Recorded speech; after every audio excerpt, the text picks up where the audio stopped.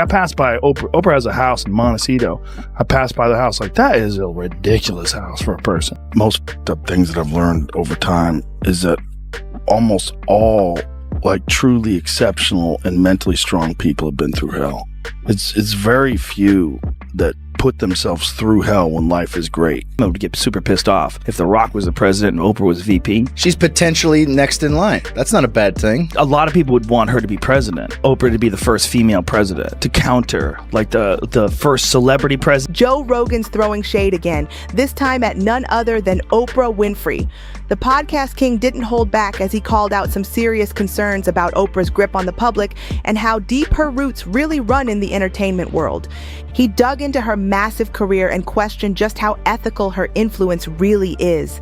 Sure, Oprah's journey to fame and fortune has been one for the books, rising from humble beginnings to becoming one of the biggest names in media. But Rogan's saying there's more going on behind the scenes than people realize. And he pointed out that Oprah's voice holds way too much sway over what people think, like she's got some kind of superpower over the public and the industry. Her ridiculous fortune and that mega mansion of hers, yeah, those aren't just lifestyle goals. I passed by Oprah. Oprah has a house in Montecito. I passed by the house like, that is a ridiculous house for a person. It's like a giant, long, $50 million house, a fucking huge estate. It's a castle. She's a queen. You know, you don't want that. Like, fuck her. You know, yeah. My house is $250,000. What the fuck is she doing with that 50 million? And that's not even a house she lives in. She just visits that like once a year, takes a shit there, has someone cook for her, takes a nap, gets up, stirs an animosity. They're raising eyebrows too. Rogan hinted that her lasting control might not be as innocent as it looks, suggesting there's a whole web of secret handshakes and elite deals keeping her on top. On a recent episode of the Joe Rogan Experience, things got wild when Rogan brought up a past comment Oprah made, one where she joked about running the government alongside Donald Trump. Rogan couldn't let that slide. He straight up mocked the idea and his guests cracked up too. They all agreed. It sounded more like a strange fantasy than any kind of real possibility. Rogan's main takeaway? These two being in charge together just doesn't add up. He and his crew called it unrealistic and even clownish, throwing serious side-eye at the whole idea of two totally different celebrity giants teaming up to run the country. Watched Trump on The View from like 2020 when they all loved him. Yeah, that's right. Played that the other day. It's fantastic. It's nuts. Yeah. They're all like it's being nuts. Cute with him. Yeah. And, how about Oprah? Oprah was talking about her and Trump running together. Yeah, I know. And now she's speaking to the DNC that he's a threat to democracy. From the redwood forests, love those redwoods, to the Gulf Stream waters, I've seen racism and sexism and income inequality and division. I've not only seen it, I've been on the receiving end of it. And she's up there talking about income inequality. Like, hey, lady. Yeah, I know. You're rich as fuck. Like, how is that equal? And also, when Michelle Obama was saying, you know, I think she was saying her mother or grandmother was always suspicious of people who took more than they needed. Yes. Like, you are worth so much money. God, I'm kidding me. That's so crazy. And you did it on a civil servant's salary, which is Rogan didn't stop there. He used that wild Oprah Trump moment to make a bigger point. He said it proves how out of touch some celebrities really are when it comes to real political leadership. According to him, it's easy for famous folks to drop attention-grabbing lines without thinking through the real-life consequences. I would get super pissed off if The Rock was the president and Oprah was VP. She's potentially next in line. That's not a bad thing. A lot of people would want her to be president. Oprah to be the first female president, to counter like the first celebrity president being Trump. Oprah counters that with the first female celebrity president. Bah! That's a big win. Would The Rock be VP in that situation? Tough to get The Rock to take a fucking back seat. Yeah, son. I don't know about that. I don't know about that. Then it got even deeper. Rogan brought up how comedian Dave Chappelle once felt mistreated on Oprah's show, like he was being cornered or played during his appearance.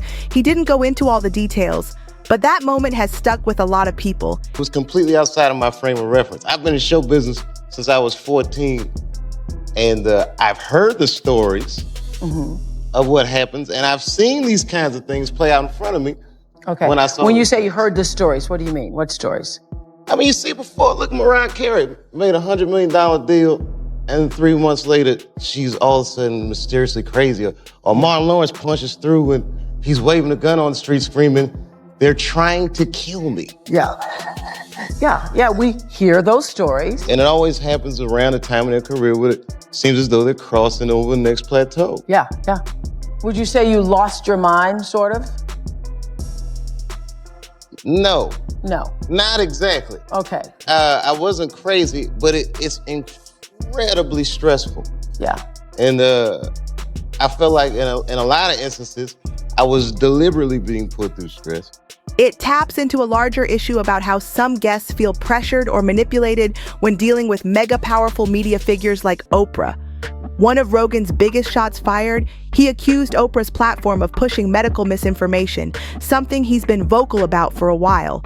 He called out moments where she allegedly backed false claims about MDMA, the party drug that's often misunderstood. According to Rogan, giving a huge audience access to bad info like that isn't just careless, it's dangerous. He said Oprah's show has a long track record of letting unproven, even harmful medical advice slide through, creating a wave of confusion that stuck around for years. From miracle cures to sketchy wellness fads, Rogan believes her influence helped shape a culture where flashy talk show hype sometimes overrules real science. And there's more. Rogan didn't ignore the fact that Oprah once had ties to Harvey Weinstein. He brought up how her past connection to the now disgraced Hollywood producer raised eyebrows. Oprah Winfrey has built a reputation for herself, but it hasn't been able to withstand the test of time. And that's her own fault because her behavior does not align with what she preaches. And today I want to talk a little bit about Harvey Weinstein. I feel like that name is so triggering because he's essentially what kicked off the Me Too movement because he's a sick man that Oprah, for whatever reason, continues to support. And it's because these two go way back in time. They've had a professional relationship that stretches back 2 decades. So Harvey would use his relationship with Oprah to go and flex on these other people and, probably make some offers that he was never going to keep. He just wanted to get them in the room. With everything that's come out about Weinstein, people are questioning how deep those relationships really went, and Rogan isn't afraid to ask those uncomfortable questions. Oprah's been under fire for a lot, but one thing that's really stirred up backlash, the way she pushed diet culture back when her talk show was at its peak. People weren't just tuning in, they were treating her word like gospel. Rogan didn't hold back on this one either. He said Oprah kept backing weight loss products and trendy diets that didn't have real science behind them. Some of these so-called solutions, total guesswork. He claimed her endorsements helped set off a wave of unrealistic body goals that messed with how millions of viewers saw themselves. Oprah also pushed an unhealthy amount of diet culture onto her audience. What I did was I fasted without cheating for a solid 6 weeks. I ate absolutely nothing. And would consistently back less than credible people to give medical information, including Dr. Phil, Dr. Oz, specifically Dr. Oz. He was a very unethical individual to have on the Oprah Winfrey Show, in my opinion, and his own show is a whole other can of worms. But he was consistently trying to sell different diet pills, miracle weight loss pills that simply did not work. During those years, Oprah's influence was unmatched. Folks followed her health tips without second guessing, like when she rolled out those infamous slim down challenges or pushed specific products as the miracle fix. Rogan argues this fed into a toxic mindset where looking a certain way became more important than actual health. Your medical degree to sell junk diet pills, in my opinion, is disgusting. This kind of medical misinformation was most certainly not the only kind of misinformation that we would see on the Oprah Winfrey Show. We also saw a lot of spiritual manipulation and spiritual misinformation. In 2010, Oprah Winfrey brought on self-proclaimed spiritual healer onto the Oprah Winfrey Show named John of God. John of God caught a lot of media attention for allegedly being able to place his hands on people and heal them through the power of prayer. John of God would also perform surgeries with scissors and his bare hands. But the spotlight isn't just on her show. Oprah's real-life projects have sparked serious controversy too. One of the darkest chapters, the South African girls' school she founded, which was supposed to be a safe space for underprivileged students. Instead, just months after it opened in 2007, disturbing allegations came out. A school matron was accused of physically mistreating students, and the story blew up. Oprah Winfrey has had a lot of controversy around her African school for girls, with huge conspiracy theories starting that these girls were going missing from Oprah's school. All of these theories started shortly after Oprah opened her school in 2007, and the matron of that school was charged with essay of 7 different girls. Oprah ended up offering a public apology to the parents and the children and citing her own essay incidents in this apology. But the matron would then be found not guilty of these crimes. But then it shocked the nation because shortly after this, Oprah's school was hit with another essay allegation. 7 students were suspended for harassing and fondling classmates. And a lot of people thought that this stemmed from the very first incident because why would these children be acting like this? And the rumors started swirling after this point because they just didn't understand how these things could happen so close to one another. And then boom, there was another investigation at Oprah's school after the body of a newborn was found in a girl's book bag. And a lot of people were freaking out about this because they're like, boom, we have 2 essay allegations. People were shocked that something like that could happen at a place Oprah personally supported. It left many wondering how something so harmful could happen under the watch of someone with her level of control and care. And now all of a sudden a young girl has a baby in her book bag. Everyone found these incidents super alarming, and it's still something talked about to this day. Now, we cannot confirm if any of these girls from this school ended up going missing because I can't find anything about that, but that is a huge conspiracy theory that's been passed around for a couple years. But these 2 essay allegations and this baby being found in the little girl's book bag are 3 things that actually happened at Oprah's school. And a lot of people find this super creepy knowing who Oprah surrounds herself with and the background that Oprah has always claimed about herself going through SA as a young girl. So there's a whole bunch of controversy around Oprah, but you guys let me know what you guys think of this 3-part series in the comments. Now more and more people are questioning the legacy she built, asking if the public image matches what's really been going on behind closed doors. When those allegations broke out about mistreatment at Oprah's Academy, the media went into full meltdown. People were stunned. How could something so serious happen at a school meant to protect and uplift young girls? What was supposed to be a sanctuary turned into a scandal, raising major questions about how much Oprah really knew and how much she let slide. Let's not forget, Oprah's talk show used to rule daytime TV. It was a cultural powerhouse, pulling in millions of viewers every day with its mix of drama, deep interviews, and high-profile guests. But now, that same show is catching heat for pushing bad info, especially on medical topics and other sensitive issues. A lot of blatant racism. Oprah, a black female, was pulling in higher ratings and more viewership than many of the men who were dominating the airwaves at the time. But despite the constant scrutiny that Oprah faced from her peers and from viewers for simply being a successful black woman, she would continue to press on. Oprah would interview everyday individuals, celebrities, models, musicians, entertainers, and she also would often cover difficult subjects surrounding racism and violence against women. While many people loved her, others criticized her for having extremely exploitative shows that were often packed with a lot of misinformation. Now, I want to dive into some of the controversial moments that we saw on the Oprah Winfrey Show throughout the years. Certainly not every controversial moment, but some very notable ones. And then I want to go into some of the more groundbreaking episodes. In 1986, newly discovered model, now household name, Cindy Crawford, made an appearance on the Oprah Winfrey Show alongside the founder of Elite Model Management, Don Casablancas, the man who discovered Cindy Crawford. In an uncomfortable moment in this interview, Oprah asked 19-year-old Cindy Crawford to stand up to show. Rogan and others say the show didn't just entertain, it also misled people. From wellness fads to questionable health tips, critics are saying Oprah's platform gave a boost to ideas that weren't always safe or true.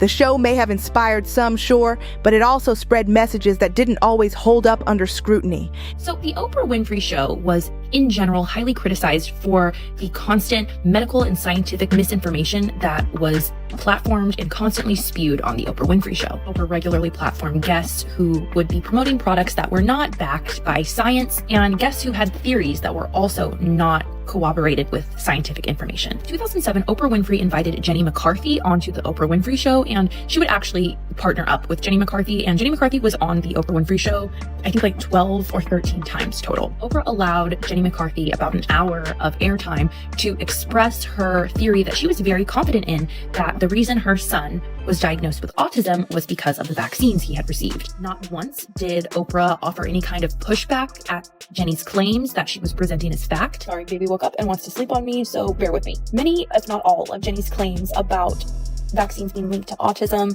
could be easily debunked by scientific information, medical information. Oprah only encouraged Jenny. And now the spotlight's getting even hotter. Actress Taraji P. Henson came forward with her own experience, and it shook the table. She said she was treated unfairly by Oprah, calling out how she wasn't paid properly and was made to feel disrespected. That's huge, especially since Henson pointed out that her mistreatment may have been tied to her being a black woman in the industry. Taraji P. Henson got Oprah scrambling. You already knew what was up. Now, in a previous post, Taraji P. Henson had made a statement regarding how the producers and the show sets had given all the cast members rental cars in Atlanta, and she said that she's not driving a rental car because, one, that's ghetto, two, Atlanta is very dangerous to drive in, and three, it's an insurance liability. Now, Oprah has said Cookie Lyons, Katherine Johnson, Yvette, and now Shook Avery.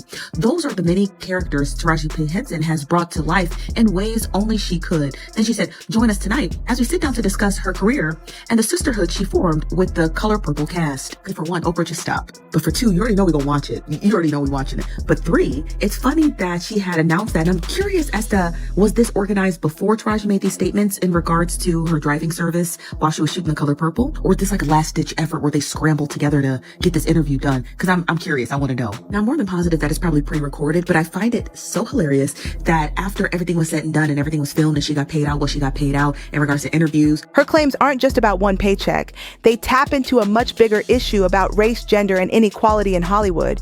And when someone as respected as Henson speaks out, it forces people to look twice at how power is being used and who's really being supported behind the scenes. But the drama doesn't stop there.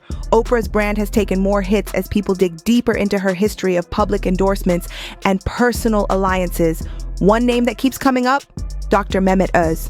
Yup, the same doctor. Oz, who turned into a political wild card and was slammed for promoting questionable health advice on national TV.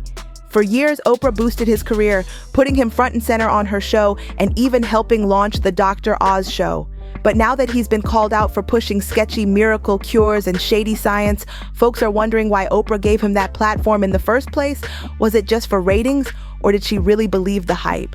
Then there's her longtime friend and spiritual guide, Marianne Williamson. Oprah promoted her books and ideas heavily, introducing audiences to her mix of self-help and new age beliefs. But when Williamson ran for president and her past comments resurfaced, including wild claims about illness and mental health, people started questioning the kind of influence Oprah has had on shaping public views. And just when it couldn't get more complicated, critics started pointing at how Oprah seems to avoid accountability. Even when things go south, whether it's her backing of controversial figures or fallout from her school scandal, she somehow manages to stay above the mess. Some say she's protected by her image, wrapped in a layer of celebrity power that keeps the tough questions away. But that shield might be cracking. With more celebs speaking out and the public paying closer attention, Oprah's carefully curated empire is facing the kind of scrutiny it rarely did before. Now people are asking, was it all inspiration or was there manipulation hidden behind the spotlight? And just when you think Oprah's story couldn't get more layered, boom! More people are coming forward with bold claims and unsettling truths. From her connections to controversial public figures to the influence she had over what millions believed was healthy, smart, or empowering, it's all being questioned now like never before. Her legacy, once seen as pure inspiration, is now tangled in a web of power plays, unchecked influence, and behind-the-scenes decisions that didn't always age well. Whether it's the diet culture she helped push, the platform she gave to questionable experts, or the voices she may have silenced, it's clear the full picture is a lot more complicated than the polished image we saw on TV. And when stars like Taraji P. Henson speak up about unfair treatment, it just proves that no one, not even Oprah, is untouchable when it comes to how power is used and misused in the spotlight. People are finally asking the hard questions and expecting real answers. So, what do you think? Has Oprah been unfairly criticized, or are people finally waking up to a side of her legacy that's been hidden too long? If you like this deep dive, hit that like button, drop a comment, and don't forget to share this video with your friends. Subscribe to the channel so you don't miss the next breakdown. We've got more heat coming your way. That's it for today's video. Stay tuned, and we'll catch you next time.